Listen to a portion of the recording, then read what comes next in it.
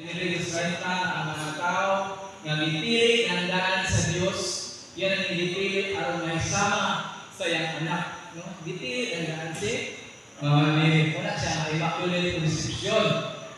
Ito lang paspasan naman.